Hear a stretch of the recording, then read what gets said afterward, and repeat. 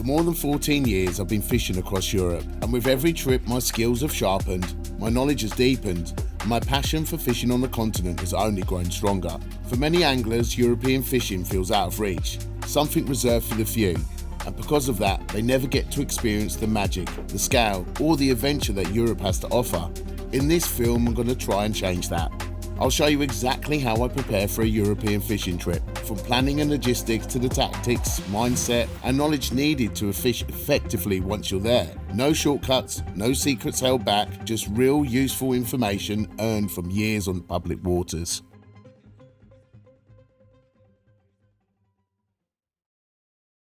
When it comes to planning a trip, the first port of call is obviously selecting your venue. Now, Google Maps is great for this. You can get on there once you've decided what country you want to fish. Most people go for France because it has the most exciting and prolific carp fishing in Europe, really. So once you've chosen a region, I tend to have a scan around and have a look for a venue that's suiting the purpose of this trip. So it might be a big lake that I want to go on and have a proper wild adventure, or I might want to go to a gravel pit and get a few bites. But once you've made that selection, you need to take the name of the venue and then pop it into a search engine. A quick search on the internet can reveal so much. Even by looking at YouTube, you can find videos, get an idea of what the stock is. There's also the websites for the associations that run these waters, can often give you a good idea of the stock and the rules. Now, the rules is really important, as not every venue in France has legal night fishing. Not every venue you can use a boat. So it's really, really important to get this information under your belt before you leave.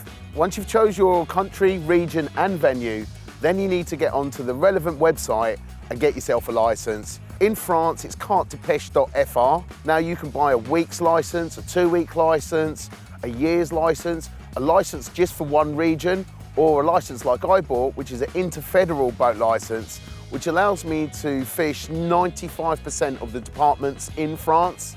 I also added a boat ticket onto that as well. Not all venues require a boat license, but because some do, I like to add that on as well, just to have the peace of mind if I'm moving around that I'm fully legal.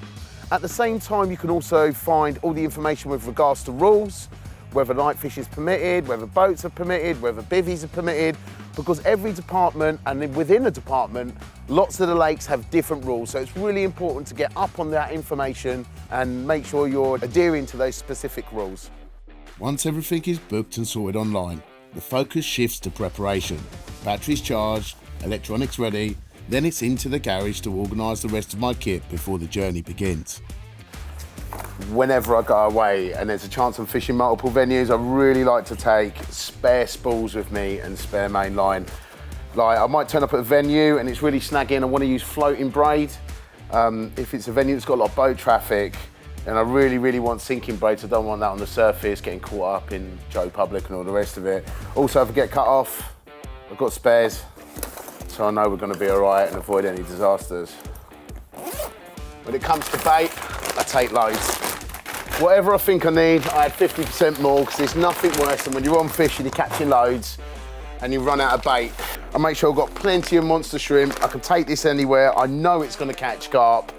The only time I think about using something different is if there's a lot of crayfish or something like possum chatter prevalent in the water, and in that case, I'm going to use sweet tigers and tiger nut slush. All the boat kit gets laid out and checked, making sure everything is working as it should, before heading out to inflate it and give it the final once over. When it comes to your boat, for me, I like to inflate all the inflatables at least 2 days before I go fishing. You may think, why do you want to do that? First of all, I want to give them a good clean, make sure everything's nice, ready for the trip. But the most important thing is make sure there's been no mice damage while they've been stored. Like, for some reason, mice really like to eat the plastic of the boat, and there's been many a time when I've rocked up to the lake and there's been a hole where mice have got in or eaten the bait that's been left in the bottom. So just by doing this, I can make sure that all the tubes are good, there's no leaks, and if there are any problems, I can deal with them before I get to the bank, which is going to be much better than trying to sort a drama out when really I want to be fishing.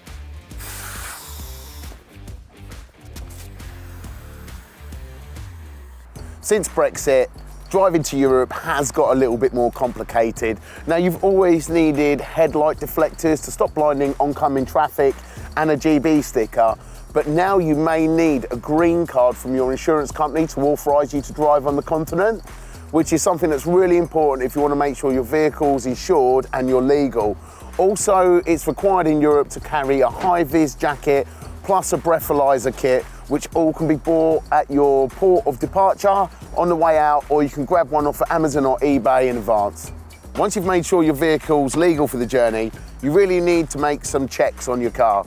Now, for me, I always check oil, washer fluid, water levels and tyre pressures, as not having oil in your car can be pretty disastrous. And if you're driving in the summer months when it's hot, there's a lot of bugs that stick to your window screen, so having that washer fluid in your washer jets is really important to be able to maintain visibility when you're on the road.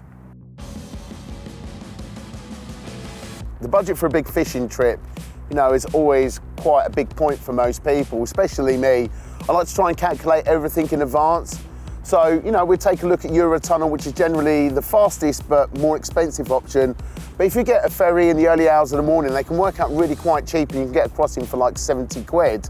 Another thing to be aware of is road tolls. Like, they can add up really quick, especially out here in France, you know. There's a lot of tolls. The roads are generally quite quiet and well maintained, which is nice compared back to the UK. But if you're not aware of the road tolls, it can catch you out and put you out of your budget quite quickly. There are online resources like road toll calculators you can use to try and work out how much the road tolls are going to be. And also just by taking the average miles per gallon from your odometer on your car, you can work out roughly how much fuel you're going to spend for the distance there and back. And if I've got a real long journey, I will factor in stopping for a sleep, you know, to make sure that I am really sharp and paying attention on the road.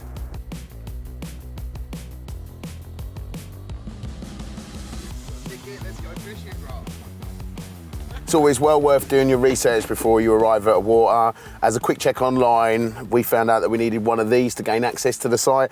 Now, this is a key card that we had to pay €100 deposit for that we get back at the end. And because this is a natural park, they like to control who has access coming and going from the site.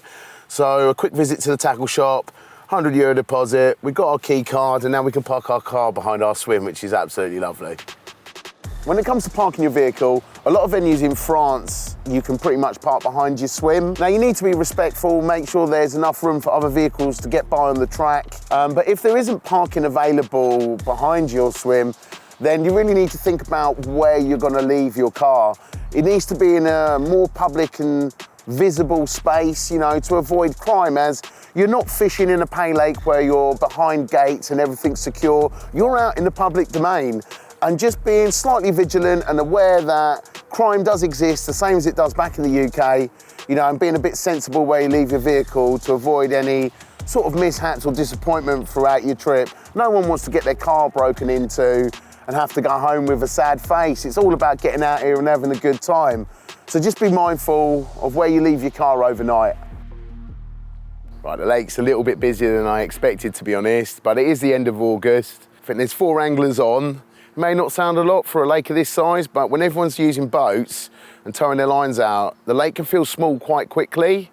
I hate slotting in where I can fit in, and really I'm not going to do that. I'm going to take a good walk around now and see if I can spot any carp. If I can't spot any carp on foot, then I'm probably going to put my drone up and have a look at some of the shallow areas and see if I can see some fish. Fundamental basics of angling don't change on the continent. You know, when you arrive at a venue, the first thing you need to do is take a good look around, and I'll probably do a lap or two and look for signs of carp. And if I don't see any bubblers or any fish showing, then often I'll deploy the drone. Maybe just in one show, when I walked into this spot, the first thing I said was I could smell carp. I was just about to get the drone up to take a look, and I just heard one flop out. Didn't sound too big, but it was definitely a carp. Like, it moved enough water to definitely be a carp. So I think we're going to get the drone up now, have a look around, and I'm going to maybe sit in this swim for 5-10 minutes, see if we can spot any more activity, and if we see another one show, then I think we're definitely going to pitch up here for the night. Now, the drone can be a little bit controversial for some people, but when you're rocking up to a venue for the first time, you've got a limited amount of time to fish that venue before you've got to return back to the UK. A drone can be an invaluable tool for finding carp or carp feeding areas. Seen a couple. Not very big, but they're out in front of another angler. There's quite a few spots in the weed, like you can pick them out on the drone. So, hoping we can find a couple more in an area where we can fish. But it doesn't seem like a lost cause at the minute, which is nice, so It'd be just great if we could find a group of nice ones, get set up for the night. For me, observation is the most important part of this kind of fishing. Keeping your eyes peeled and looking for fish, going in the #1 swim or pole position or the going swim, for me is kind of like an option of very last resort if I've not been able to find them myself. But I just always say, use your eyes and go with your gut feeling. Right, I haven't seen too much, to be fair. A couple of fish out in front of those guys over there. A very small one jumped to my left, and I don't feel like it's enough to set up yet. I want to go take a look at the other lake now, the backup venue, have a good walk around that, and at the end of that, I'm going to make my decision where I'm going to fish. So let's get cracking, head on to the next venue. You know, there's been many a time when I've been out on the continent and I've had an idea of a lake that I want to go to, or my heart's set on that lake. And when I've arrived, there's not been the possibility to fish. And there's nothing more disheartening of trying to work out another venue to go to on the fly almost. So having that planned in advance, finding a backup venue before you leave home, making sure it's got night fishing, making sure you can use your boat, you know, making sure there's access, you know, there's not some restriction where you can't fish in the summer holidays or in certain times of year is really, really important, because if you turn up at a venue and it's busy, you can feel deflated and almost like your trip's over. Having that second venue, you know, that second pin in your phone is absolutely critical for me. So this is venue #2, the backup. And I think as far as backups go, it's pretty decent, this lake. You know, it's absolutely picturesque, nestled in the mountains, a natural lake, not a barrage or a gravel pit. And it's pretty quiet too. There's just one angler on at the minute. There's a lot of activity over on the beach, a lot of people there, but that kind of adds to its charm in a way, you know? But yeah, this is definitely a bit more me. So I think we're gonna get on our toes, have a proper good look around, see if we can find some carp. Since we're up here now, I think I'm almost certainly gonna do the night tonight. When you're finding information online or from other people that you've spoke to about a particular venue, I would really caution against just jumping in a swim off the back of someone else's advice. First of all, you don't know whether that advice is actually genuine, same as in the UK, and there is no substitute for observation. Oh mate, it's 6 of them together. There's 6 fish together. Come on. A couple of them are pretty decent too, mate. They're just off the Lido, off the swimming area, I like. We're gonna have to take a look and try and work out exactly how we're gonna fish for them, because there isn't actually a swim there, but there is some sort of pontoon, so maybe we can get a rod pod on there, get a nice spread of rods out through the whole area, because that's gonna be the most tricky thing here, to be able to get the line angles right without cutting each other off. This little bay here is where we spotted those carp on the drone. And if you see where the rushes are really thin, they just start to thicken up. We've seen a few sort of moving in and out from there. And we see another few out here in this sort of more open water area. But surprisingly, it's actually still quite shallow as the lake really drops off fast in the margins. But this whole zone is like a shallow zone, almost like a shelf, you know. And we spotted a load of carp holes as well, especially over towards that rush line there. There's 3 over there, and I think there's like 4 here, just before the rope's end. So we're gonna place 2 rods over to this side here with the boat. Gonna get over there and have a look, try and find a nice little clear spot, because there's a lot of bits of weed and also the lily pad, so I just want to make sure that rig's presented properly by dropping it from the boat. But this zone here, I'm going to use the echo sounder. Even though we've seen the carp holes from the drone, you'll be surprised actually when you're in the boat and stood there how unclear they are to the naked eye. Using the side imaging technology, I'll be able to see those depressions on my screen and place a rig either in or next to them carp feeding holes. But the area looks great. Obviously the fish are coming here feeding all the time, otherwise you wouldn't have those great depressions all over the place. So I think it's a really good spot to start for the first night. Inflating your boat can be a real bore. No one wants to stand there pumping their leg up and down when you could be tackling up rods, getting bait ready. Lucky for me, I've got one of these Nash electric pumps, Boat Life pumps, and I can just set the pressure according to the specification for each tube, set it on and it'll automatically turn off, and that frees up a bit of time for me to prepare some bait. You know, by the time you've blown your whole boat up, you've probably saved about 10, 15 minutes of time, you know, which you can put into more valuable tasks. The boat really does give you a unique perspective of what's going on out on the water. When you're out in a boat and you're looking at weed beds and you're observing carp swimming by, there really is another dimension that you're almost entering into, especially in conjunction with the echo sounder. You can really build up a clear picture in your mind of what the bottom of the lake looks like, what the obstacles are, the lay of the land, and all the rest of it. And for me, that's one of the most exciting things of this kind of fishing. So at the minute, I'm just looking for some carp holes. Here we've got some small ones, but they don't look very fresh because the edges aren't very sharp. So we're just gonna have a little scan around in this area, see what we can see. Right, there's a lot of lilies, there's a lot of weed on the bottom too. So we've got to be a little bit mindful of that. Making your preparation in advance really is going to save you time on the bank and allow you to get fishing quickly, and maybe when you rock up, react to an angling situation as your rods are already sorted out. I like to spool up all my rods in advance, fresh leaders on. I'll tie a selection of rigs that I think may be relevant to the venue that I'm fishing, and when I arrive there, then I'll select the correct rig for the correct situation. But by having all that prepared in advance, you know, you can literally just rock up at a venue and get fishing straight away. With the remaining rods in position, I was feeling quietly confident. After spotting so many fish in the area, it felt like only a matter of time before one made a mistake. And as it turned out, that wait wasn't very long at all. There's a carp, mate. Small one, but the first one.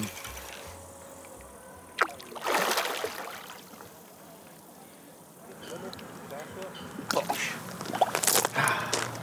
First one, off the mark.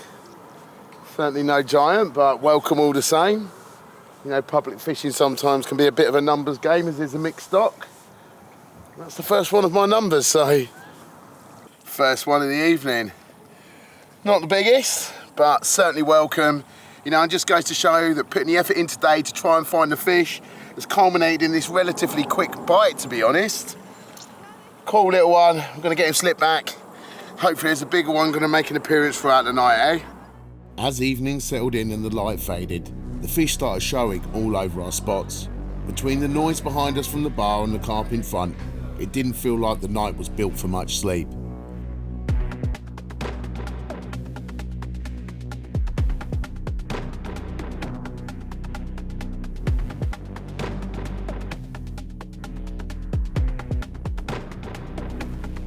Last one? Better one than the last one. A few scales. A little bit bigger. So it's progress. A slightly bigger one, but it's definitely a lot more prettier. And for me, that's a bit of progress. So another capture from the deep water. None of the shallow rods have done any bites yet. So if it gets to the morning and deeper rods keep doing bites, I'll probably move at least one more to them deeper water. Lovely carp.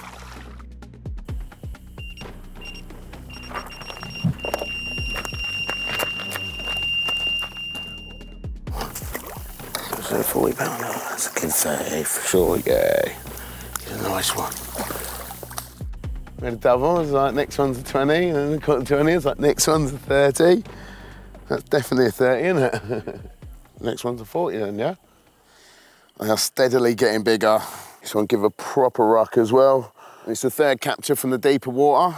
So I think I'm gonna move another rod out there now, as it kind of makes sense. Both the shallow rods haven't done a single beep. All the action's been on the deeper one, so let's try and make the most out of it.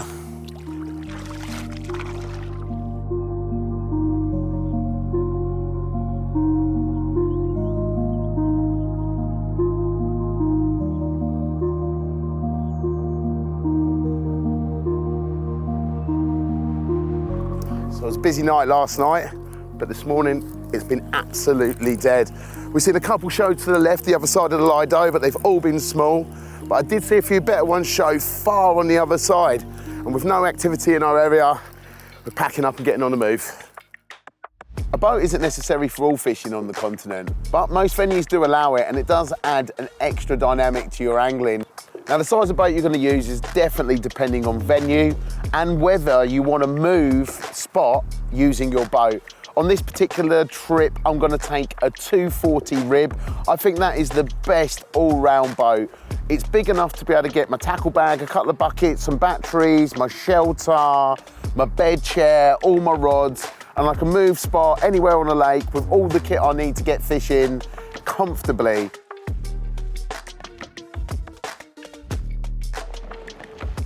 When it comes to shelter selection, it really depends on the time of year.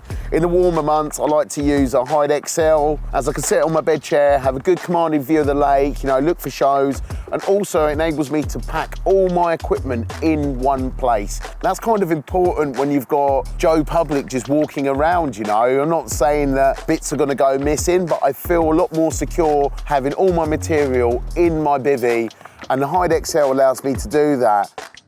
We're in the new spot and all set up now. It's time to give my rods and rigs a bit of a freshen up. So I'm not going to really change anything from what I was doing on the other side, as, to be honest, out of the 5 captures, it was pretty much evenly split between the Ronnie Claw rig and the blowback rig.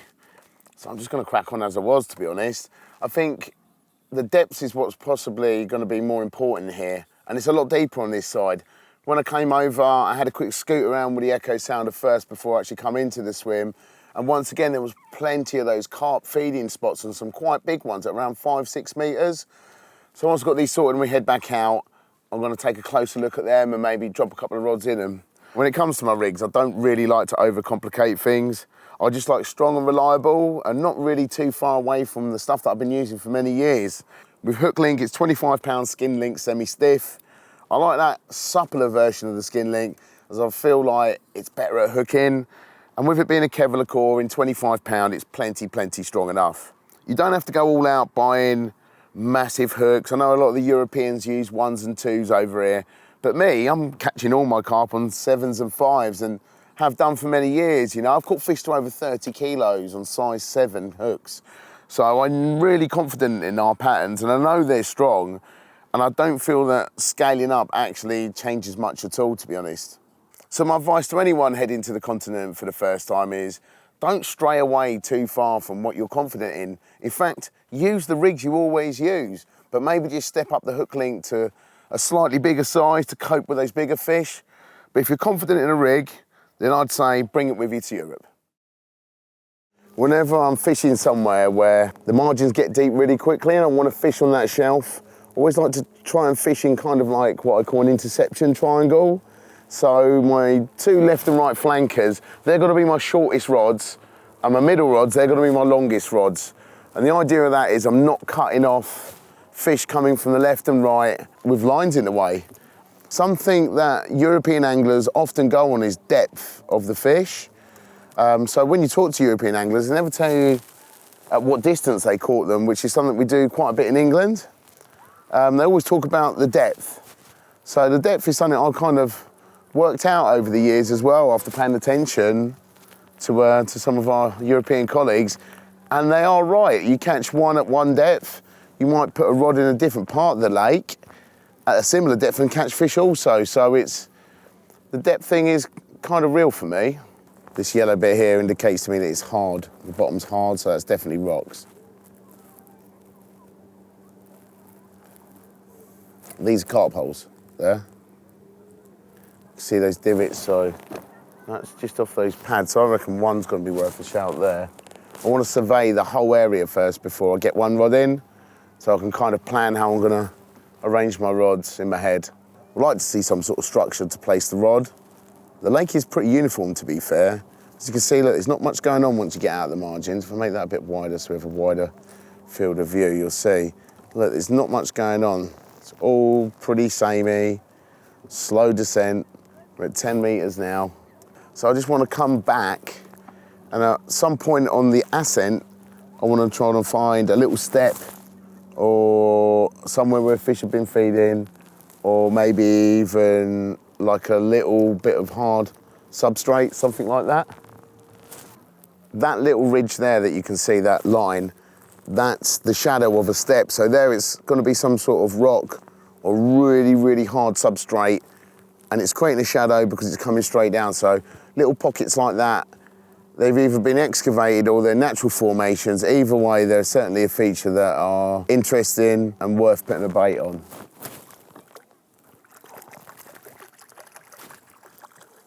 Right, look at this. Looks pretty hard. All this top bit here is rock. actual rock coming out of there. Now we're at 5 metres, it's softened up a little bit. I much prefer fishing on that transition from the hard rock to the slightly softer substrate. I've always found them to be really productive areas, so I think we're going to get this one in there. I'm going to give it too much bait, but I definitely like this spot. This one I'm going to pop in one of the Ronnie claws that I tied up earlier. These are with critically balanced bait. Another misconception I think about European angling is filleting. I think a lot of people make that mistake when they come to Europe because they think the carp are bigger and they're more abundant, that just absolutely filling it in is the way to go. But for me, that's not my go-to approach, far from it in fact. I like to fish with a pretty minimal amount of bait initially until I understand what's going on and what the fish are responding to. So generally, I'll drop my rig and then I'll bang a handful of boilies over the top and then a handful dotted around, accompanied by a handful of particle. And that's normally suffice. If I start getting a lot of bites on the spot, I might start adding more bait to try and keep the carp in the area. And if it's absolutely kicking off, then yeah, I'm shoveling it in just like everyone thinks you do on the continent. I always like to try and keep a bit of tension on the line just to help it cut through the water column and make sure everything's nice and straight and not being moved by any potential undertow. Just find this technique of a light bit of pressure between my fingers is the best to stop the line from snagging off the spool and moving the lead. Gives me that direct contact to the line so I can feel if the tension's building up and I might move the lead. Doing it like this, make sure everything is presenting perfectly. All the rods went in smoothly on spots I'd marked with the echo sounder, spread across different depths, mirroring what I'd seen on the other side. As soon as one area began producing more bites, I'd adjust by moving rods or searching for a similar depth close by. Depth is often a clear indication of where the fish feel most comfortable feeding at that time.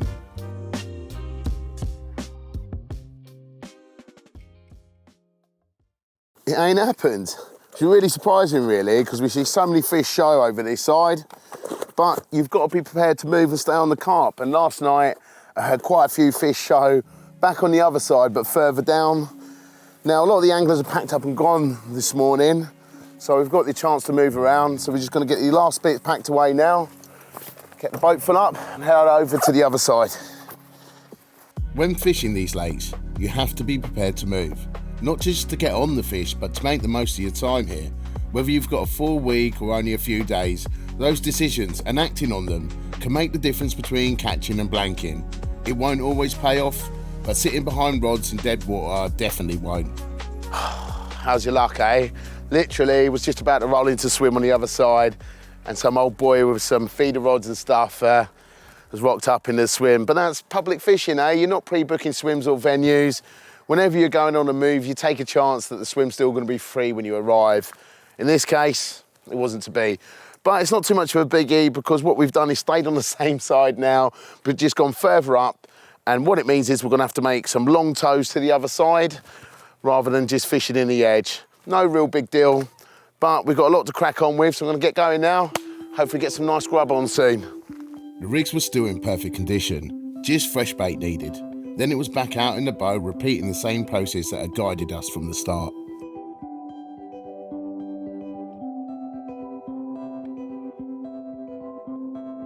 A mistake I often see people making, especially on my angling tuitions, is when it comes to dropping a rig over the side of the boat, is they just plop it in. You know, I think there's a bit of a misconception here that dropping rigs from a boat ensures that they're always untangled and straight on the bottom.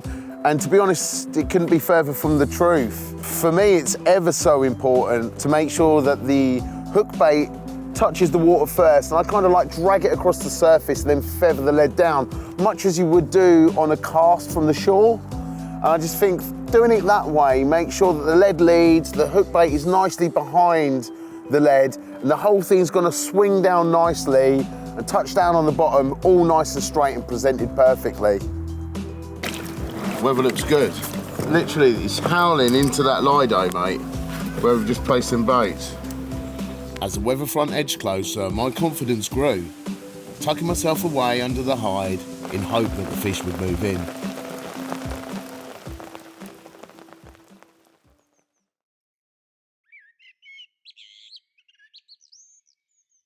certainly think of worse places to be waking up this morning. Well, I think waking up is probably a bit of a strong statement. I was up all night catching small carp. But that's kind of the risk you have on the public scene, you know. The stocks aren't managed on these lakes, the carp are left to their own devices, and sometimes you end up with years where you've got a lot of small carp in a particular venue mixed in with the big ones. But I think our time here now has come to an end. It's Monday morning now, and I think we're going to head back to the first venue we came and had a look at when we first arrived in the Alps. Hopefully it's going to be a bit more quieter. Most people have probably gone to work. It gives us a chance to have a proper good look around and hopefully get on some carp. We spoke a lot about the boat during this session, but in reality there's plenty of venues where boats aren't permitted and you can come fishing on the continent casting. If you have a look on the relevant association website in France for the department that you're fishing in, a lot of the information will be there, and there's often some venues with rather large carp in where it's casting only. So if you haven't got the funds to go out and buy all the kit, or you don't possess a boat and you want to give it a go out here, just select the right venue and head out on your own adventure. So here we are back at venue number 1, and as predicted, we pretty much got the lake to ourselves. There's just one other angler on, so it's really given us the free rein to have a good walk around and try and find the fish, get on them, but that's not been working out too well, to be honest. The water's incredibly cloudy now. We've only seen one definite carp show, and that was out in front of here. See a couple of other disturbances a bit further down, but we didn't see the fish breach, so I'm not sure if it's a carp. And I hate setting up when I'm not sure, but one show's better than none. We're in a good commanding view from here as well, so we've got a good view of the lake. So in the morning, we'll be up early. If we see fish show, we can react quickly and move on to them. So I've got to keep my kit to quite a minimum. Just unpack the bare essentials from the van, you know, so we can get moving in the morning if need be. The sun's starting to dip now behind the mountain, so let's get a move on, eh?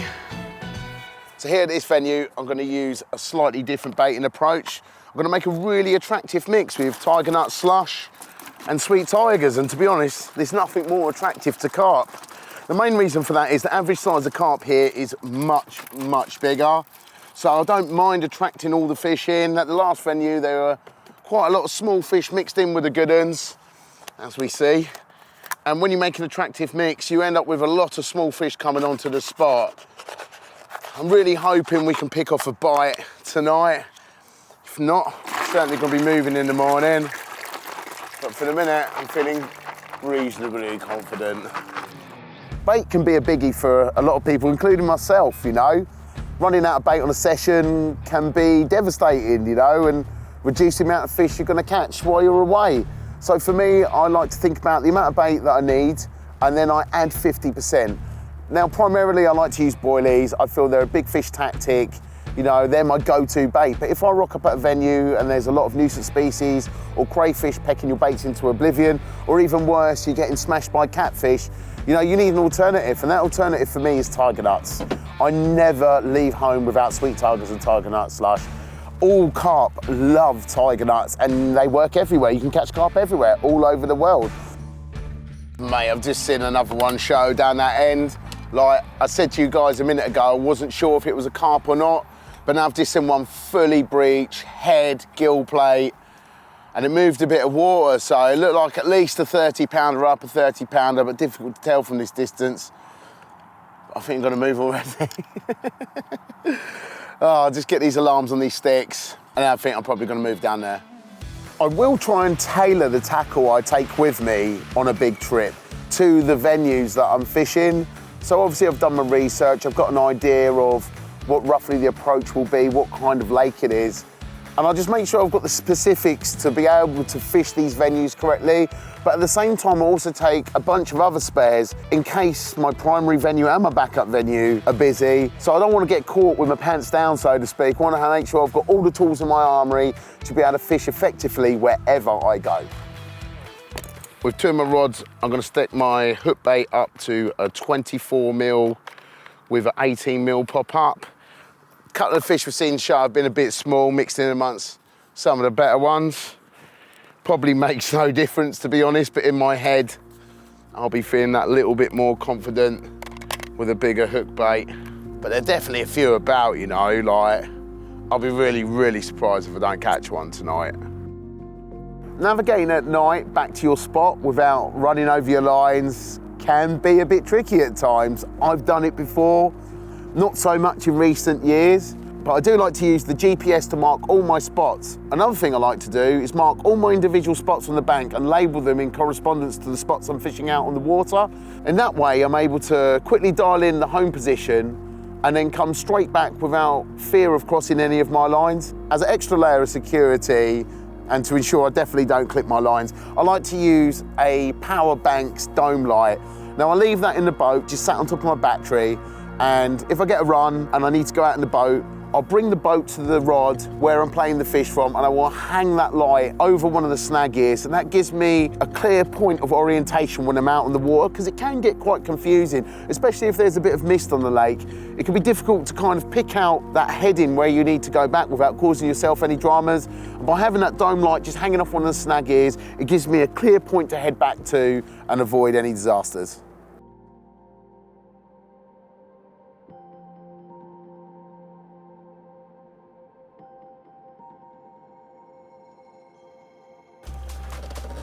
So your technique for steering and reeling in, a little wedge in between your legs.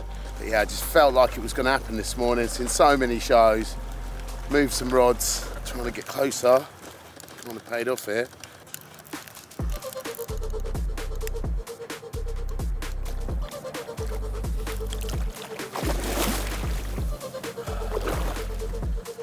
Done.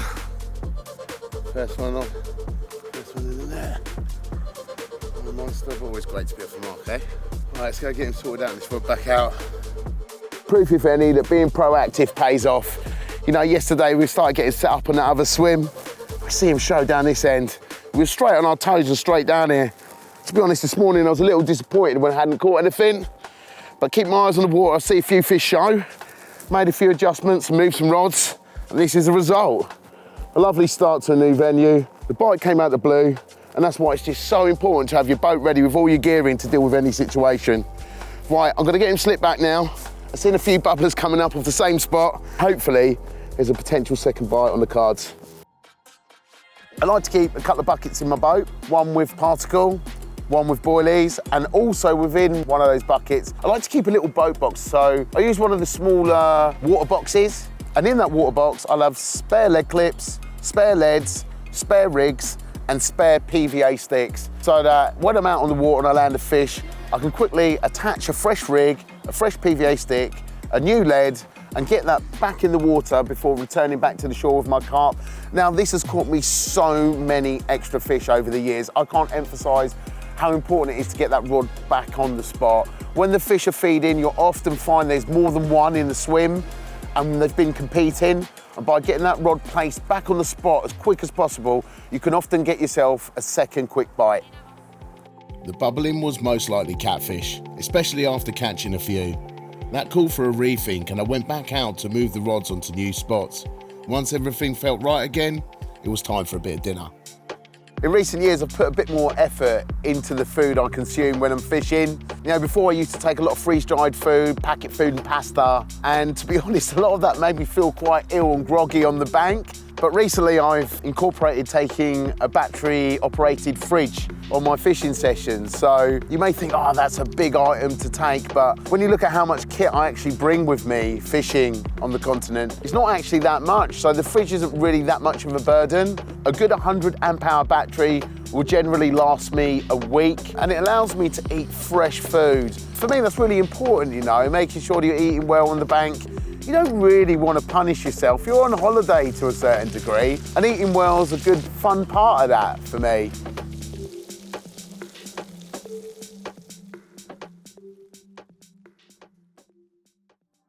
A question I get asked ever so much is, why short rods in a boat?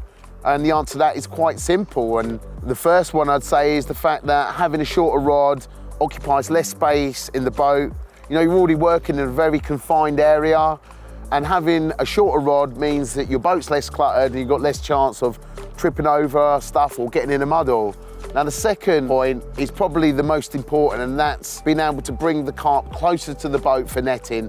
When you have a 12 or 13 foot rod, you'll often find the fish will be out on the surface quite a way out, and you're finding yourself having to stretch out with the net and push the rod backwards to be able to net the carp. You know, you're using a shorter net too. So all these kind of factors contribute to making a more of an unstable netting. By having that short rod, the fish comes closer to the boat and you can net that fish easily without getting off balance. It's a decent one, you know. Actually, it's the best one of the trip by a real long shot. Yeah, he's pucker, mate, really pucker. It's only a couple of hours to sunrise, so I think we're going to pop this one in the sack and get some nice pictures since he's the best one yet.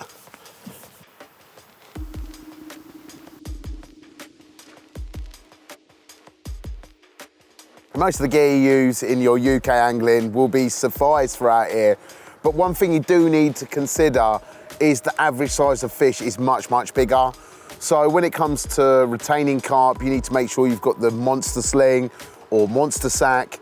When it comes to your unhooking mat, make sure it's a monster size one or a monster cradle. The inflatable cradle is actually a really, really good one. I enjoy using that when I'm fishing on my own. It allows me to safely retain the carp in the cradle with the lid over the top while I arrange all my cameras and bits. So having the right kind of carp care equipment for the right size fish is really important.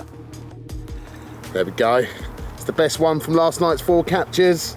Today we're going to make a concerted effort to get the rod's really dialed in, you know, get those spots just perfect, in the hope we can end the last couple of nights on a real, real lovely one. One thing people often forget to consider about their boat setup is the landing net. So back home, fishing from the bank, you might use a really long net pole. That's not really going to work in a confined space like a 240 boat. You need a telescopic landing net, and I like to use the scope one because it actually packs down really small, so I can have the telescopic part compressed while I'm heading out. The net handle isn't getting in the way, I can manoeuvre around my boat freely, and when it's time to net the carp, I can easily with one hand extend the net and land the fish safely. So for me personally, the telescopic net is an essential piece of boat kit. Well, that is one of the most bizarre captures of my life.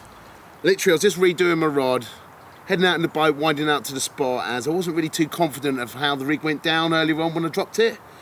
Halfway out, I just felt the clutch started going. I tightened it up, the rod bent over, and it was this one on the end. It literally picked up the bait while I was winding out to the spot. Absolutely insane. When it comes to rigs and hook baits and baiting in general in Europe, go with what you're confident with. Go with the rigs you're confident with. You know, if they work for you back at home, use them out here. Carp, yeah, may feed a little bit different in certain places depending on whether there's crayfish or mussels, but generally as a rule of thumb, carp feed in a similar way. So just take them rigs that you're confident with. If you're fishing a really snaggy venue, it might be worth upping your hook size. Before heading into the evening, I wanted to reset all the rods. With fresh rigs that I tied earlier, they went back onto the same spots I've been fishing, topped up with some fresh bait. After catching a few carp and with the catfish and nuisance species around, there was every chance there wouldn't be much bait left down there. One thing that stayed on my mind was the size of carp I've been catching. There were quality fish, no doubt, but I knew this lake held much bigger, so depending on how the night unfolded, I was prepared to move into another swim a little further down the lake, onto spots I've been prepping in advance. There's always a couple of spots that I really fancy when I've been on a walk around a venue, and that may be because of the structure, the snags, or because I've seen fish in multiple areas. And it can be difficult making that final choice of where you want to start. So often I'll pick one of those spots and I'll bait the second one for a move maybe later on in the session. Now, if I've picked the right spot first time and I'm catching, I'll forget about that baited area. But if it's not working out in the area that I've chose, having that baited second spot is always good for a backup.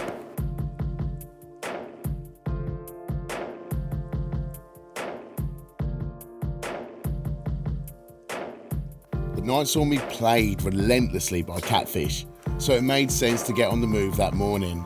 Fortunately, I'd been keeping another area baited, so I knew exactly where I wanted to go, removing the guesswork and allowing me to make a quick move. We're in a new spot. Hopefully there's going to be a few less catfish and a few more big carp here. Let's have a quick scan around with the echo sounder to sort of survey the swim before we 100% decided we was fishing here. and I've seen a couple of fish on the spot. Not particularly big reflections on the echo sounder, but in between the spots, I've seen some really, really good bananas on the sonar. So I'm feeling reasonably confident. We baited it a couple of nights ago here. Hopefully them big ones are sitting here waiting for us, eh? We're gonna have a little bit of a switch up a tactic as well. Try and get away from them catfish. I've got to switch all my rods to tiger nuts for the last 2 nights, as I'm feeling pretty tired now. Now last night I was up all night catching small catfish. I don't really want that to happen in this swim, so we decided to switch over to tiger nuts. And there's no guarantee that switches to tiger nuts are gonna eradicate all the nuisance species, i.e. the catfish, but it should reduce the amount we catch significantly, or hopefully anyway. Since I've been sat here tying up these rigs, we've actually seen quite a lot of bubbles coming up. 2 around spots that we baited and 1 in between. So that's really, really encouraging. The sheeting right up as well. It looks like carp to me, although you can't be 100% sure. But I'm hoping this move's gonna pay off. We're gonna end our last couple of days here with some really nice carp. You haven't got to go out and buy 10-foot, 3.5-pound scope black ops. If you've got 12-foot 3-pounders, you can get by with those. They're plenty adequate. But for me, I do prefer the scope 10-foot 3.5-pound. It's got plenty of power to beast carp away from snags, and the compact size is great in the boat. Just after the last rod went out, I heard the sound of a speedboat firing up. That's never ideal. It can mean rigs being dragged off the spot or even lines getting caught in the propeller. Everything had been placed carefully, and the last thing I wanted to do was have to reel in or keep heading back out to replace rods. Back leads are another really important addition when it comes to your leads. You know, you never really know until you rock up at a venue how busy it's going to be with public, and that could be with sailboats, motorboats, kayakers, swimmers. Having those back leads there in your tackle box are great, because if you arrive at a venue and there is a lot of public traffic on the water, you can pop them on and stop yourself getting any sort of dramas with Joe Public.